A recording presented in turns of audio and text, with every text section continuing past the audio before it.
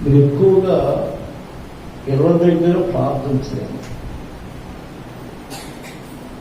ప్రభువుని ఆరాధించండి, వాక్యాలు ధ్యానం చేయండి. తప్పక మన ప్రార్థన ప్రతిఫలాలు దేవుడు అందరికీ పంచిపెడతాడు. అలాంటి గొప్ప దేవుడిని మనం కలిగి ఉన్నాం.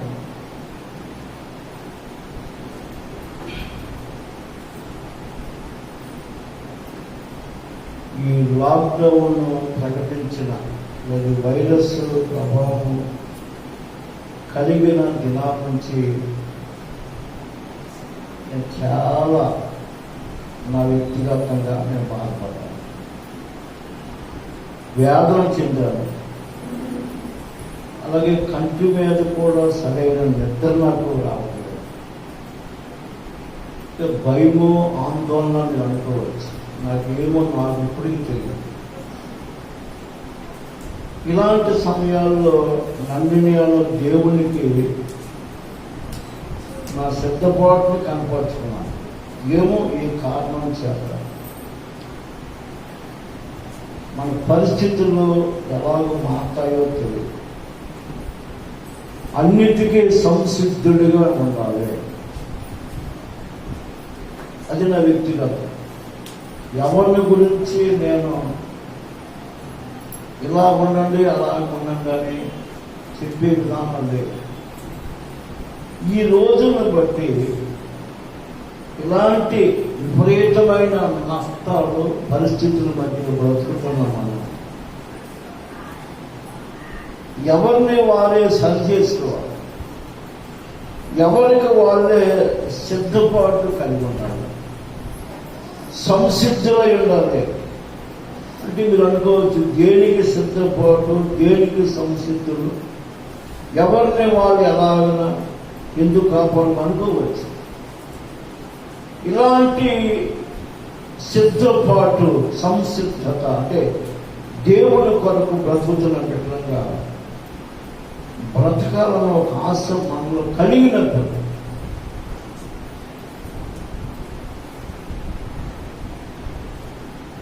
దేవుని రాజ్యములో ఉండడానికి దేవుడు అవకాశం ఇస్తాడు. దేవునికి స్తోత్రం. ఆ అవకాశాన్ని కోల్పోరు. ఇలాంటి సంసిద్ధత లేక, సిద్ధపాటు లేక, దేవుడు చెప్పినటువంటి బోధలు లేదా వాక్యము, ప్రసంగాలు గ్రహించుకోలేక అనేక మంది దైవ గ్రంథములో కావచ్చు, మన తోటి వారు లేదా మన ఇంట్లో వాళ్ళు, మన కుటుంబీకులు కావచ్చు, వాళ్ళు ఎంత కష్టానికి, ఎంత నష్టానికి ఇలాంటి సిద్ధపాటు లేని వాళ్ళు గురైపోయారో బైబిల్ యొక్క వాక్యాన్ని బట్టి నేను ఆలోచన చేసినప్పుడు చాలా ఆ నష్టాన్ని ఎవడు పూడ్చలేడు, ఆ నష్టాల నుండి ఎవరు తప్పించలేడు.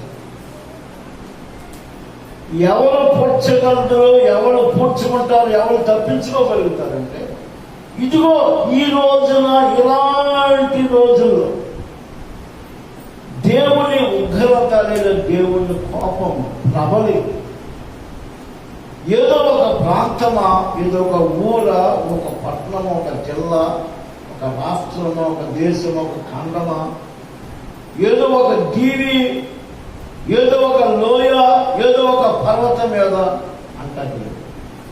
ఇదిగో ఈ భూమి ఉందే, ఈ భూమి మీద ఎన్ని ఖండాలు ఉన్నాయో, ఎన్ని రాష్ట్రాలు ఉన్నాయో, ఎన్ని దీవులు అంటే ఇలా శ్రీలంక అంటే చుట్టూ నీరున్న వాటిని దీవులంటారు. ఇలాంటి ప్రాంతాలు ఎన్నో లక్ష జీవులని పేరు, చిన్న చిన్న అన్నిటిలో కూడా ప్రజలు, జనాలు బ్రతుకుతున్న ఈ భూమి మీద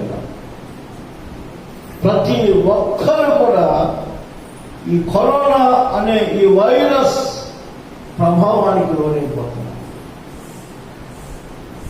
ఫలానా ప్రాంతం అని లేదు, ఫలానా ప్రజలు లేదు, అంత అంత భూభయంకరంగా ఉంది. మరి ఆ రోజు వీటి ప్రభావం కేసులు ఎక్కువైపోయి నష్టాలు జరుగుతున్న రోజుల్లో మనం చూస్తున్నాం, మనం వింటున్నాం.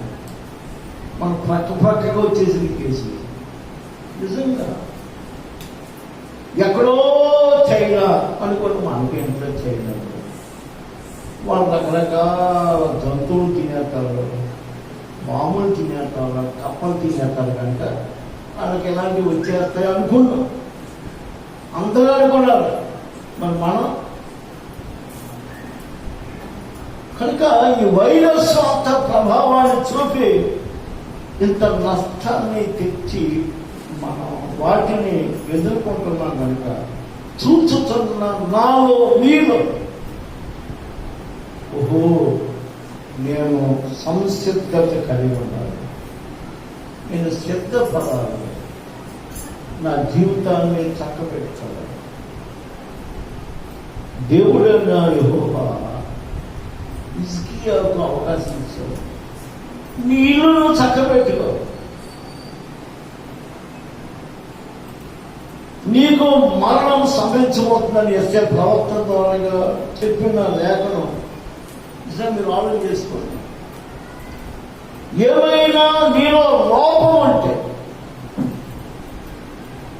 దేవుని దృష్టి ఎదుట దేవుని రాజ్యములు ఉండలేని పరిస్థితులు నీలో ఉంటే ఏం చేసుకోమన్నాడు? నువ్వు చక్కబెట్టుకో. అంటే ఎవరి లోపం వాళ్ళలో ఉంటుంది, నా లోపం నాలో ఉంటుంది, మీ లోపం మీలో ఉంటుంది. నేను మిమ్మల్ని చక్కబెట్టలేను, మీరు నన్ను చక్కబెట్టలేను. అర్థం చేసుకోవాలి. ఒక బోధకుడిగా ఒక సేవకుడిగా బోధించడం మాత్రమే. దేవుడు ఆయన చేయవలసిన త్యాగం సిలువలో రక్తం కాచి ప్రాణం పెట్టాడు, ఆయన చేయవలసిన ఆయన చేశాడు. నేను ఒక బోధకుడిగా బోధించే విధానం నేను బోధిస్తున్నాను. వీటన్నిటినీ గ్రహించుకోవాల్సిన పరిస్థితులు మనకున్నాయి.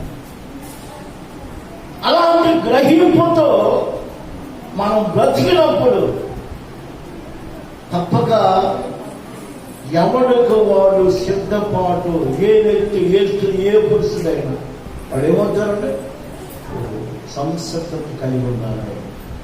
దేవుని రాజ్యంలో ఉండటానికి ఇవన్నీ నా ఎదురు కనపడుతున్నాయి, నాలో ఉన్న లోపం నేను సరి చేసుకోవాలి అన్న ఒక మంచి ఆలోచన, ఒక అవగాహనతోటి మనం బ్రతకడానికి ఈ అవకాశం ఇచ్చాడు. హల్లెలూయా.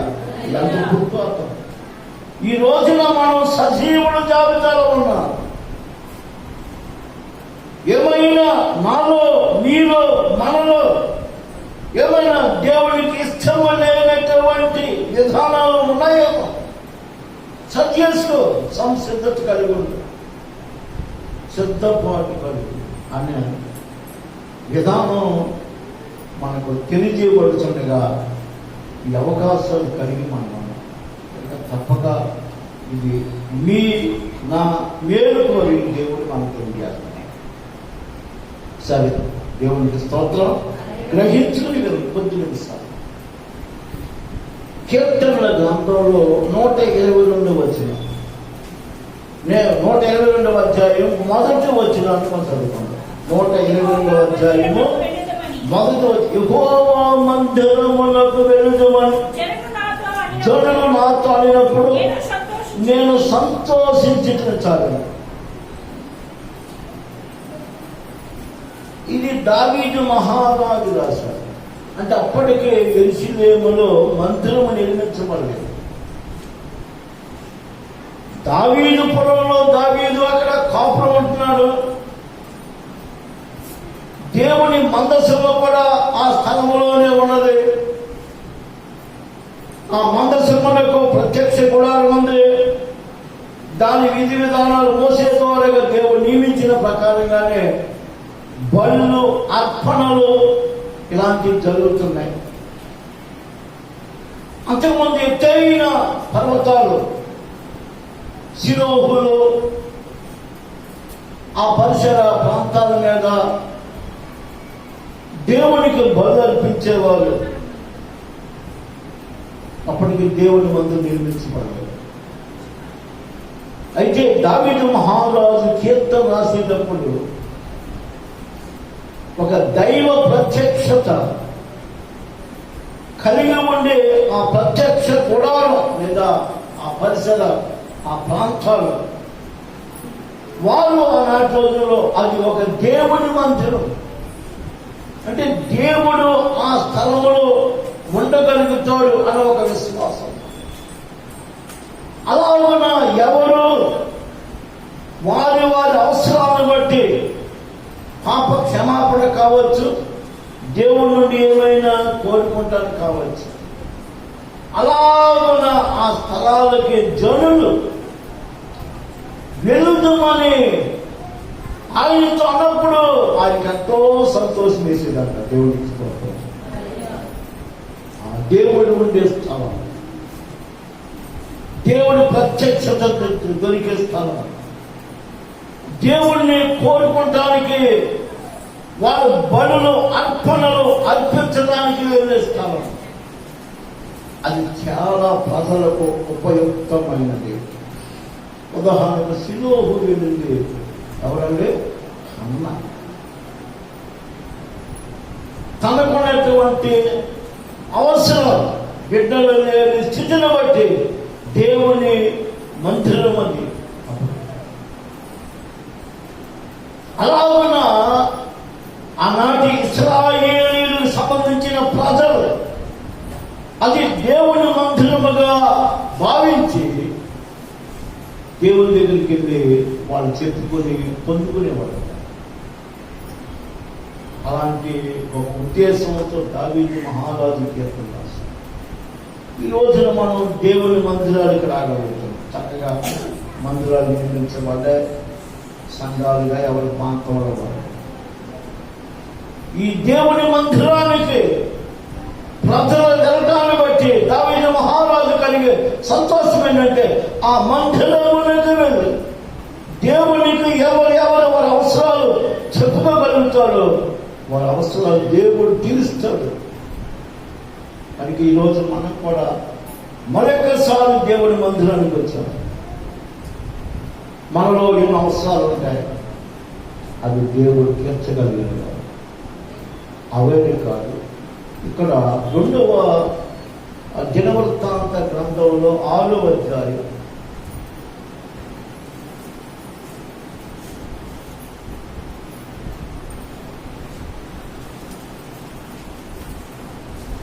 28వ వచనాన్ని కొద్దిగా చదివితే నేను వివరిస్తాను. 6వ అధ్యాయం 2వ దినవృత్తాంతం 6వ అధ్యాయంలో దేశమునందు కరువు గాని తెగులు గాని కనబడినప్పుడైనా గాడ్పు దెబ్బ గాని చిత్త పట్టుట గాని తగిలినప్పుడైనా మిడతలు గాని చీడ పురుగులు గాని దండు దిగినప్పుడైనా వారి శత్రువులు వారి దేశపు పట్టణములలో వారిని ముట్టడి వేసినప్పుడైనా ఏ బాధ గాని ఏ రోగము గాని వచ్చినప్పుడైనా చాలా నేను ఎవరికి చెప్తాను. ఇది సొలొమోను మహారాజు యెరూషలేములో దేవుని మందిరాన్ని నిర్మించిన తర్వాత ఆ మందిరములో ఆయన దేవుని ఎదుట చేస్తున్న ప్రార్థన వాళ్ళు వినండి. దేవుని ఎదుట చేస్తున్న ప్రార్థన. మందిరము నిర్మించాడు నూతనంగా. అక్కడ ఆయన చేస్తున్న ప్రార్థన ఒక మందిరము, ఒక దేవుని ప్రత్యక్షత, దైవ దర్శనం దొరికే ఒక స్థలం దేవుని మందిరం. ఈ రోజు కూడా మీరు అలాంటి విశ్వాసంతో ఉండండి. ఒక దేవుని మందిరానికి రాగలిగారంటే ఒక దేవుని ప్రత్యక్షత, ఒక దైవ దర్శనం, దేవుని వాక్కు, దేవుని స్వరం, దేవుని సహాయము దొరికే స్థలం. తప్పక అలాంటి నమ్మకం ఆయన చేస్తున్న ప్రార్థనలో మనకి ఈ రోజున రెండు ఉన్నాయి. ఒకటేంటంటే మిడతలు అని రాయబడ్డాయి. మిడతలు దండు దిగుతుంది. అది ఎంత ప్రమాదం. మన ఇలాగ మనకు అప్పుడప్పుడు వర్షాకాలంలో మిడతలు వస్తాయి. ఈ మిడతలు కోట్ల గుంపులు వస్తాయంట. ఏ పంట మీద వాడతాయో ఇచ్చిన సెకండ్స్ లో ఆ పంట అంతా తినేస్తారు. ఇంకా మనుషుల మీద వాడితే ఇంకా మనిషి కనపడదు. అసలు ఆ ఊరే కనపడదంట. అంత ప్రమాదకరమైంది ఆ రోజు నుంచే ఉంది. అదంత ప్రమాదమైంది కనుకనే సొలొమోను ప్రార్థించినప్పుడు ఆ మిడతల దండును ఉద్దేశించి ప్రార్థించాడు. హల్లెలూయా ప్రార్థించాడు దైవ సహాయం. ఎందుకంటే ఇప్పుడు మోసే కాలంలో ఐగుప్తు దేశంలో దేవుడు యెహోవా మిడతల దండును పంపించాడు ఆ దేశం మీద. అవన్నీ వాళ్ళకి గుర్తున్నాయి.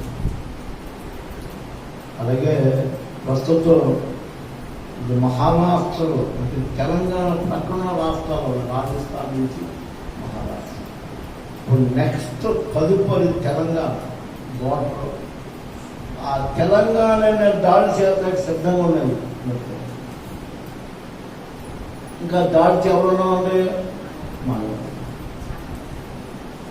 ఇది చాలా ప్రమాదకరమైన సూచన. అంత ప్రమాదమైనది కనుకనే సొలొమోను మహారాజు దేవుని మందిరం ఎదుట దేవునికి ప్రార్థించాడు. అలాంటి మిడతల దండు దిగినప్పుడు కూడా మా ప్రార్థన నీ మందిరం వైపు మేము చూసి ప్రభువా తప్పించమని వేడుకున్నప్పుడు అలాంటి దండు నుండి మమ్మల్ని తప్పించగలిగిన వాడు దేవుని మందిరము. దానికి మహారాజు దేవుడు మందిరానికి ప్రజలు వెళ్తున్నామంటే అది సంతోషం ఎందుకు కలుగుతుందంటే దేవుడి మందిరములో నీ ప్రశ్నకు నా ప్రశ్నకు ఏం జరుగుతుందండి? జవాబు. మన అక్కలకు సహాయం, మన వేడుకున్నది జరుగుతుంది. అంతే రాగలుగుతున్నాం. తప్పక దేవుడి ప్రజలారా దేవుడి మందిరములో మనము చేరి దేవునికి విజ్ఞాపన చేసినప్పుడు దేవుడు వాటి నుండి మనల్ని కూడా ఏం చేస్తాడంటే తప్పిస్తాడు. దేవునికి స్తోత్రం తప్పిస్తాడు.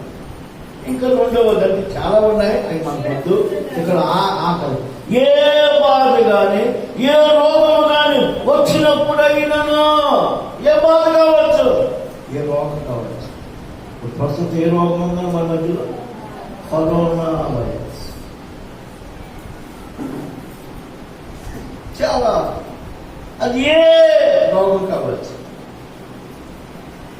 వాటి నుండి కూడా దేవుని మందిరము వైపు మనం చూసి ఇప్పుడు దేవుని మందిరములో వచ్చారు. ఒక సంఘము, ఒక సమాజము, క్రైస్తవ సంబంధమైన కుటుంబాల వ్యక్తులుగా మనం చేస్తున్న ఈ ప్రార్థనలను దేవుడు ఏం చేయాలంటే ఆలోచించి ప్రభావ సొలొమోను అదే చేస్తున్నాడు.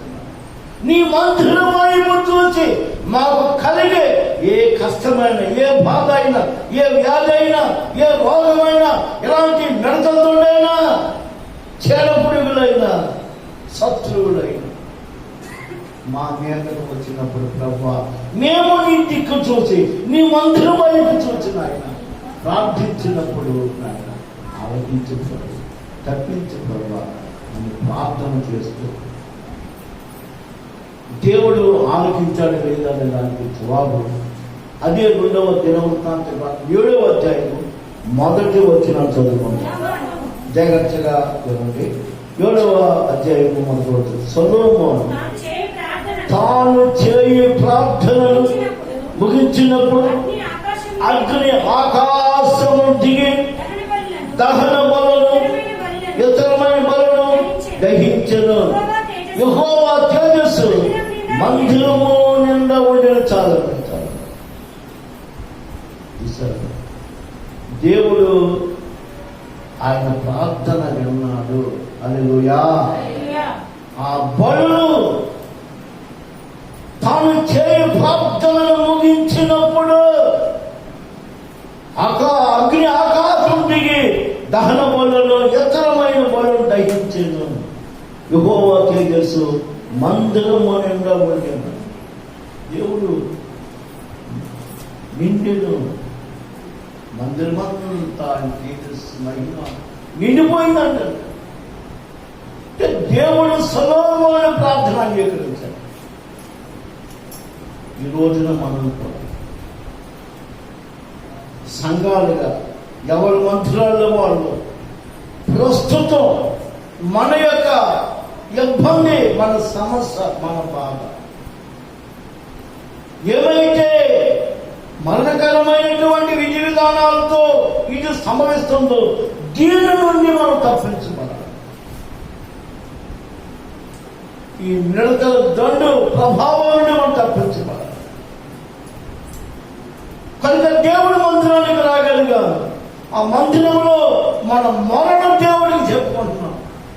అంటే మన అక్కలు, మన అవసరాలు ఏమైతే ఉన్నాయో వాటి దేవుడికి చెప్పుకుంటున్నాం.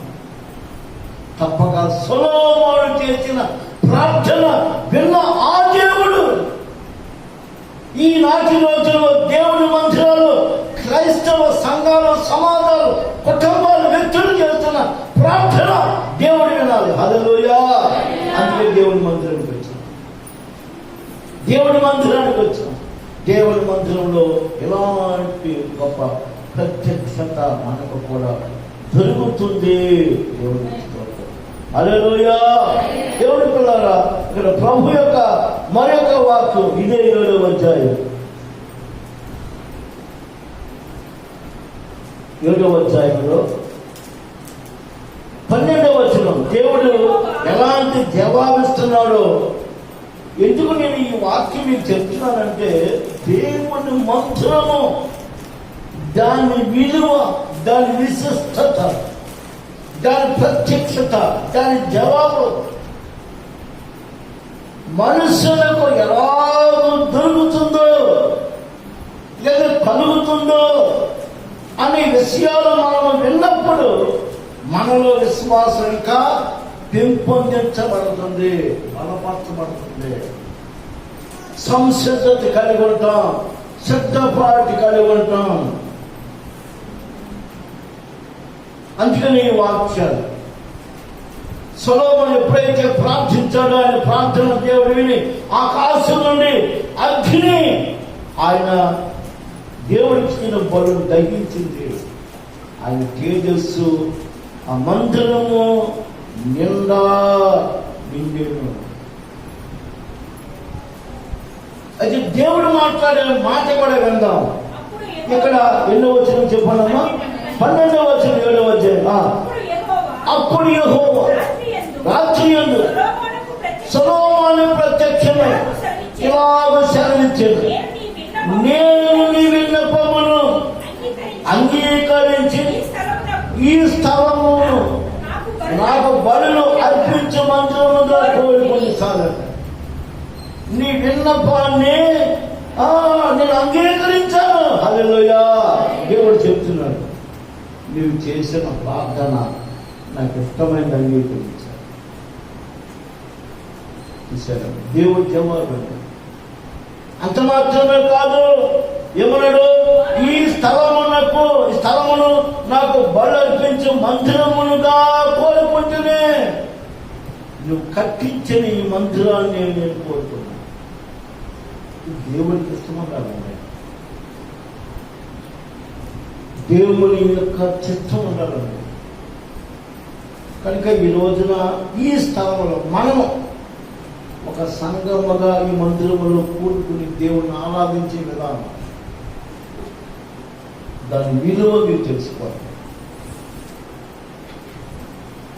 ఈ స్థలమందు మీరు చేసిన ప్రార్థన, నేను చేసిన ప్రార్థన, మనమందరము చేసిన ప్రార్థన దేవుడు ఇష్టపడతాడు.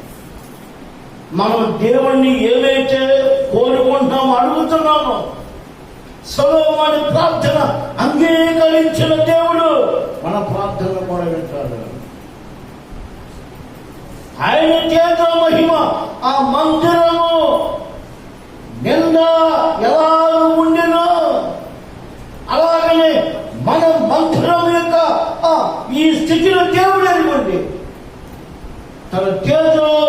ఆత్మతో నింపుతాడు. నమ్మకం మనలో ఉండాలి. హల్లెలూయా. అలాంటి విశ్వాసం సొలొమోను ప్రార్థన దేవుడు అంటారు. నీ ప్రార్థన వేరడా, నా ప్రార్థన వేరడా. దేవుడు నిన్న నేడు నిరంతరము ఏకరీతిగా ఉండే దేవుడు. ఇంకా కింద నేను చెప్తాను వినండి. ఇది 12వ వచనం చదువుకున్నాం కదా.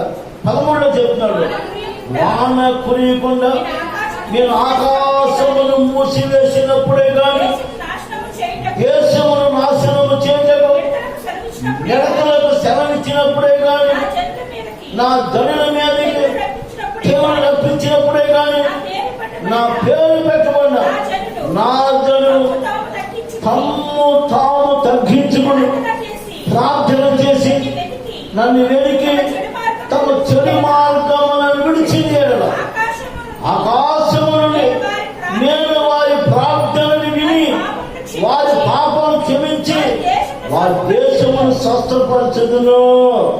ఈ స్థలమందు నేను ఈ స్థలము దేవుడి ప్రార్థన మీద నా కళ్ళు దృష్టించును, నా దేవుడు దాన్ని ఆలకించు. హల్లెలూయా. దేవుడు యొక్క వాగ్దానం.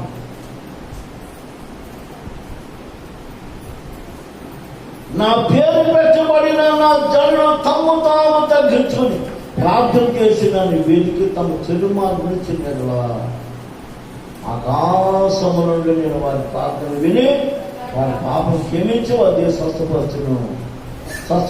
ఈ స్థలమానం చేయబడి ప్రార్థన మీద నా కళ్ళు దృష్టి నా చెవుడు దాన్ని వాగ్దానం. ఇంకా దేవుడి మందిరం. చాలా మంది ఆ మందిరము యొక్క విలువ, దాని ప్రత్యక్షత, దాని ప్రాముఖ్యత ఎరగక దేవుని దగ్గరికి రాలేకపోతున్నారు. వచ్చిన దేవుడిని అడగలేకపోతున్నారు. ఒకవేళ అడిగినా దేవుడు చెప్పినట్లుగా ఇక్కడ ఏమన్నాడంటే తమ్మును తాము తగ్గించుకోమన్నాడు. అలా ప్రార్థన చేసి తనని వెలికి తన చెడు మార్గాలు మనలో ముందే చెప్పు సిద్ధపాటు. నాలో ఏ చెడు ఉందో నీకు తెలియదు. పై కనపడే కొన్ని ఉంటాయి, అంతరంగంలో లేకుండా.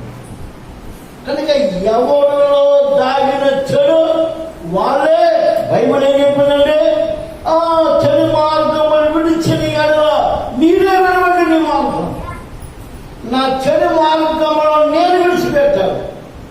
అలా దేవుని మంత్రం దేవుని యొక్క మనం కనపడి అలాగే మనం జరిగించినప్పుడు తప్పనిసరిగా దేవుడు మన విజ్ఞాపన మన అవసరం ఎరిగిన దేవుడు తప్పనిసరిగా ఏం చేస్తాడంటే అనుగ్రహిస్తాడు. ప్రస్తుతం మనం 2000 ఇస్తాం ఎక్కడుతుంది భయం. ఏమో ఏం దేవుడు వచ్చి మన దేవాలయం పడిపోతుంది. ప్రజలు, నాయకులు, అధికారులు ప్రస్తుతం తెలంగాణ అల్లాడిపోతుంది. రక్తం అనవేన జాగ్రత్త ప్రార్థించాలి.